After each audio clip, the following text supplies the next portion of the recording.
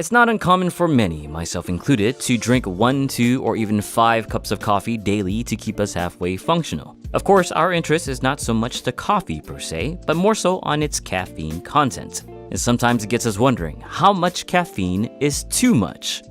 Before getting to the big answer, let's first get the "it depends" out of the way. The effects of caffeine are different for each person. Some might feel jolted and jittery from a single cup of coffee, while others will feel nothing from drinking 3 cups. It's no shocker then that caffeine intake should first depend on your personal tolerance levels to it. That being said, no doubt there is a general daily maximum that you want to avoid surpassing regularly. Sure, some people might still get away with consuming more, but in most cases, the research has associated adverse effects like general toxicity, CVD risks, diuresis, bone calcium imbalances, and behavioral effects when passing this maximum on a regular basis. Fortunately, this maximum does seem to be well below the estimated average adult caffeine intake. It's estimated that caffeine users on average consume 180 milligrams of caffeine per day, or about 2 cups of coffee. The purported maximum, where there are no associated adverse effects, sits at 400 milligrams, or a little more than 4 cups. Now, not all coffees are created equal. Some might have less caffeine, while others might have more.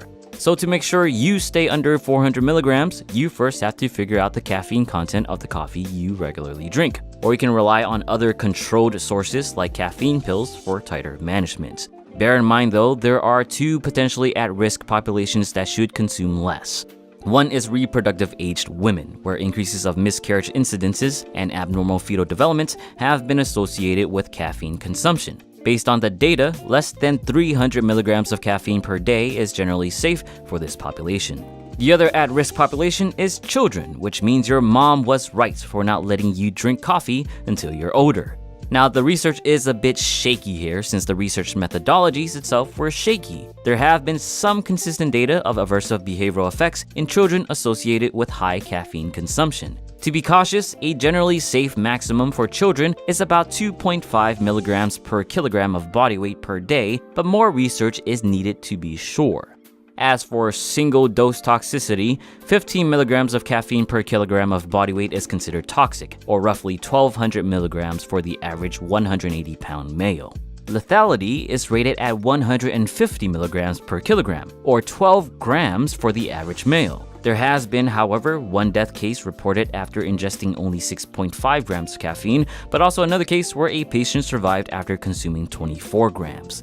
And for you bros and broettes wondering, according to the ISSN position stand, 3 to 6 milligrams of caffeine per kilogram of body weight, or about 250 to 500 milligrams, is the range where performance-enhancing effects are observed. Although the upper range is higher than the recommended 400 milligrams, do note that you can occasionally go past the max without any undue effects. Just don't do it all the time.